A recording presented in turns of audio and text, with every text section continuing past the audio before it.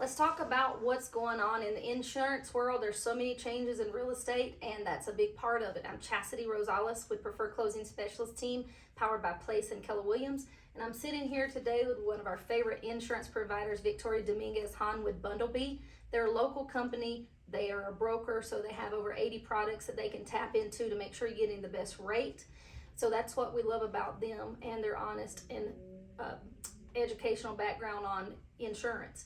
So we're going to talk about this, and we're coming to you as the agent standpoint, the insurance standpoint, and what you need to know as a consumer if you're buying or selling a home. And if you're a real estate agent out there, this is for you too, so you can help educate either one of those populations that you're serving. And just again, I know there's a lot of controversy going on to what's the benefit of the agent. This is the benefit. If you get a great agent that is staying on top of the market and staying educated, they're helping guide you on these things that are ever changing right now. There's so much turmoil going on with the government, and what does the shutdown have to do with real estate? If you're trying to do this by yourself, or you have an uneducated agent trying to help you, then you're going to find yourself in a position you're not going to get to closing.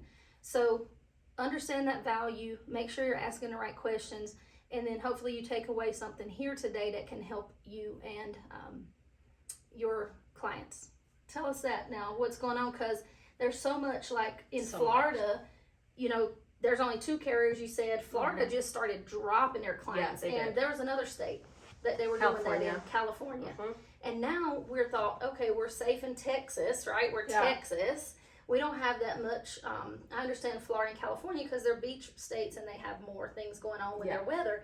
But like El Paso, we're a desert climate. What do we have to do? Our insurance, I remember we could count on $600 a year for new homes or $900 for a resale. But today we're like, oh, you need to be accounting for either $1,300 to $2,000, and now credit plays a big part. Huge. So let's talk about those 5 changes and what's going on, and what does the agent, the seller, and the buyer, and break those 3 down, need to know as we're talking about each of these changes. So the what people need to know right now as far as insurance is a hard market. So if you are trying to get a cheap deal on insurance, you're not going to be able to find it. If you have gotten that deal, I will tell you in 30 days they will cancel your policy, or you're going to have issues with that insurance. Or if something blows their house away, Yeah, they're not going to have the coverage they thought. You're going to be like, oh, you can get a mobile home now. I mean, you can throw a rock and there's an insurance agent, but we deal with most, realtors and loan officers and builders because we know what we're talking about. When you're representing a customer, you don't want them to have a bad taste in their mouth with that experience. Right. So it's letting them know up front, hey, this is what you're going against. So one of the very first things that's changing so much with insurance is flat roofs. The insurance carriers do not want flat roofs.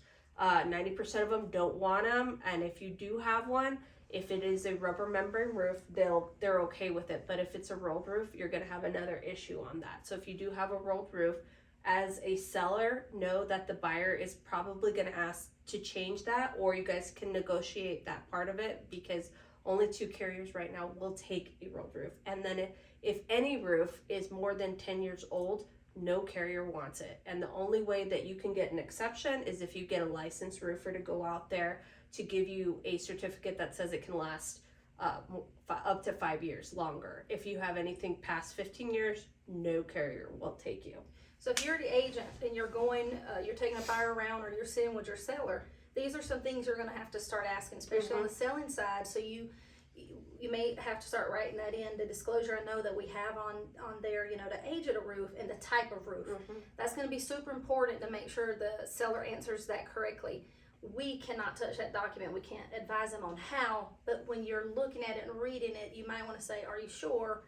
Do we need to look at some documents to make sure that's answered? Because that's what the buyer has to be able to answer those questions. And if you're sitting at the table with them as the listing agent, you may want to start asking them the year of the roof, if they've had any claims, because we're going to talk about that in a little bit. Like if they filed a claim in the last 7 years, now it's going to make it even more difficult. Why does that matter to the seller? Because on the buying side, when they go to get this insurance, because you're saying it's taking 7 to 15 days, so you may not even know now for 15 days that they can't even get insurance.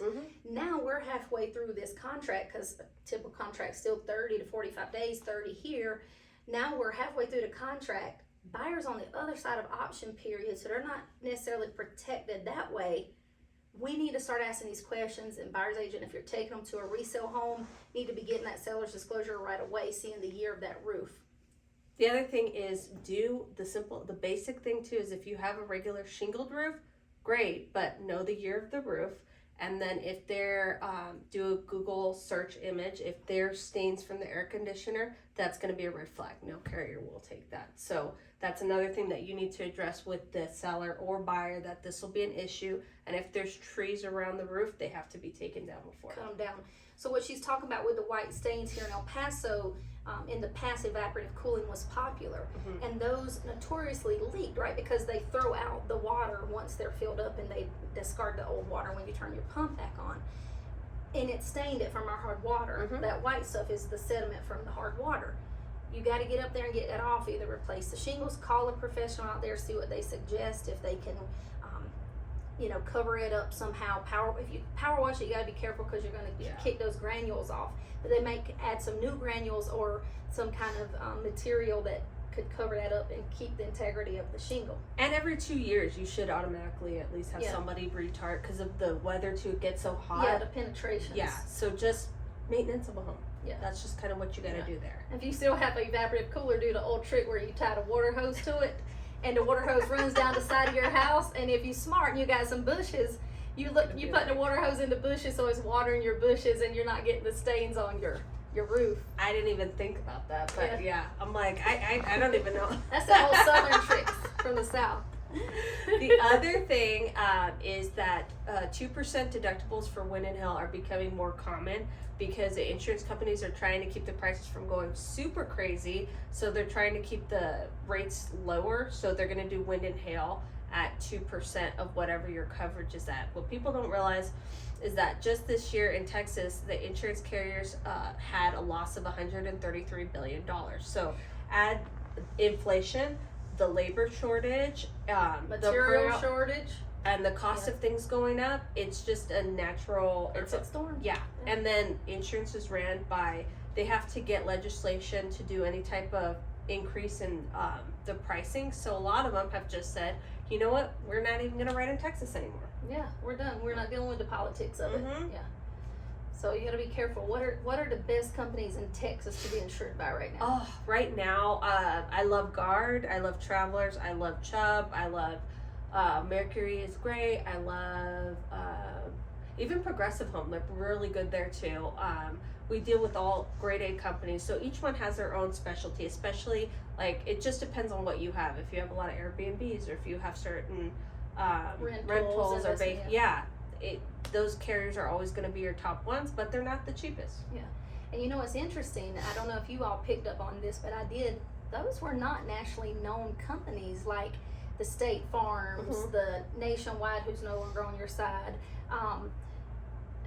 Farmers. Those are the names you used to know and trust. Yeah.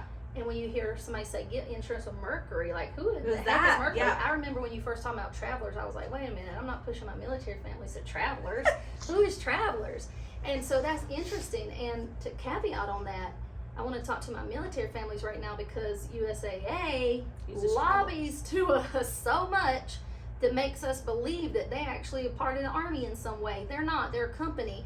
And they're not necessarily our best choice anymore for insurance, right? No, and they actually are used by Travelers. Yeah. So they market it very well, and so I don't hate on that, but they use Travelers. And the thing is with El Paso and just in Texas in general, certain companies you might not hear about it locally, but everywhere else they're nationally known. So we always deal with the ones that are financially backed, grade A companies, and those.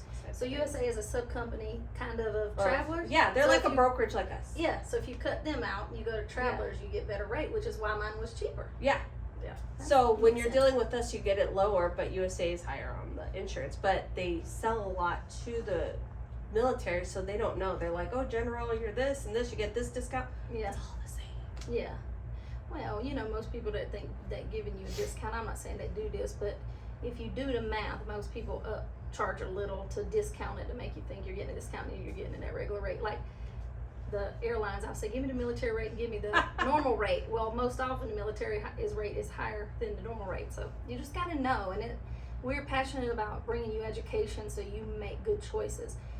what's going on with the price? Now this is a big one, especially for you buyers, sellers. If you are looking at a new home, I mean, anyone in general, you're looking at least $1,500 a year for insurance. Minimum, and that's with good credit, because credit plays a role in it. It's huge. So the other thing too is that if you're getting an insurance price and they're not asking you for your social, they're not asking you for all the information, you don't really have a price. Yeah. So we don't even touch that because it's a waste of the client's time, it's a waste of our time to even put it through. Yeah. So it's huge on credit. So the other thing, so the insurance pricing is crazy. So up 32%, you said. Mm-hmm.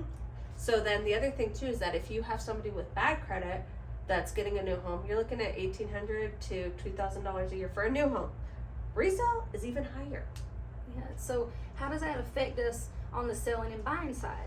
Well, on the buying side, their insurance is included in their debt to income ratio review with the lender. Mm-hmm. So now if your insurance is $2,000 and that's adding that much more to your payment, you now may be over the DTI threshold that they allowed, and you no longer qualify for that house. And I remember learning this as a new agent early on. Mm-hmm. We were the listing agent buyer. We got to closing because back in the day you could run right up to the end for insurance and say, oh, here's your rider, let's go.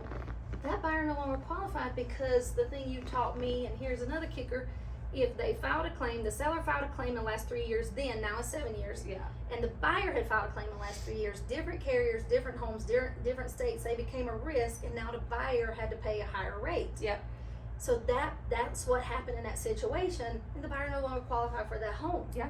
Luckily, we worked it out because one of those 3 years ended, and that rate was only a few months, so they were able to carry it, work it out to carry it. But if we didn't have people that knew and knew how to work those situations, we could have both lost our deals then, and affected the buyer and seller not being able to close. And we know here in El Paso especially, we work with so many military families that we don't have a lot of time to play with here. I mean, because they're moving, they got to get sold because they're buying somewhere else, and they usually need that to buy over there. So it's super important to have an amazing team working with you that knows these things, that are watching, oh, what could drop here, what could drop there, and getting you the information quickly, getting the lender the information quickly, any red flags that we see that says, hey, let's make sure that all the dots are lining up so we have a successful closing. Yeah, and underwriting is a huge deal now, and with claims are now on, you touched on that, 7 years. So if you have made a claim and you're buying a new home, they want proof that you fixed whatever you did to the old house. So it's no longer taking a check and not fixing it. Yeah, so they want you to prove that, hey, Chastity, you got a new roof. We want to make sure you did it before we even give you an offer on the price for this new house you're going to get. And then the other thing that people don't realize is your car insurance has to do with the home insurance. So if you have a lot of claims on the car, you're going to be red flagged, and half the carriers aren't going to want you. Lord, I'm glad I got in before that. Yeah. I wouldn't have insurance. So what I tell people too, I'm like, stop making if you have a car and you're making claims on towing, rental, or any of that, stop doing that. Because simple as towing. Yeah. That counts against you for 7 years. So what I tell people is get a separate policy, like a OnStar, a AAA, or something that doesn't even touch the insurance, because it's going to affect you in the long run. You're going to pay higher rates for like a $50 tow or an $80 tow. It makes no sense to do that. And then if you're looking for insurance, it carries over. So if you have all these claims on your auto and then you have bad credit, forget it. Oh my God. Now, AARP is good too. I think they have it. They are very good. Anybody can get AARP. That's not just for elders or a AAA. And I remember I just saved like $200 on a flight through the AARP travel site. Yeah, they're really good have too. Relationships with everybody, not just towing and different things. What else do they need to know? As of, if the government shuts down September 30th, there will be no new flood insurance policies. So if you currently have a flood insurance, you're not affected by anything. But if you have somebody that's in a flood zone that's closing next month and the government's shut down, they will not be able to get a flood policy. You need to be kicking in high gear to get those houses closed, or go ahead and alert the seller and buyer in those situations that there could be a delay in that. Yeah.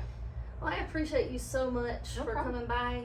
I am going to post her information again. If you're a seller or a buyer, you need to reach out to her, ask any questions, use her, because she's sometimes brutally honest, but we love it because we know that it's no BS for our clients, and they're not going to ever come back and say Victoria said one thing and did another. Also, if you're a real estate agent, encourage your broker to bring her in. If you're in Texas and not in El Paso, I would have her do a virtual class. If you're not getting somebody knocking on the door because she come running saying, hey, your team needs to know about these changes to serve your clients. And of course, education is one of our top 3 priorities, and we brought her in, and you should too. Again, I'm Chastity Rosales with the Preferred Closing Specialist team powered by Place and Keller Williams, 915-873-2772, or chastity@pcselpaso.com. If we can help you with your real estate needs or anything else, questions to help make sure you have clarity to make decisions, give us a call.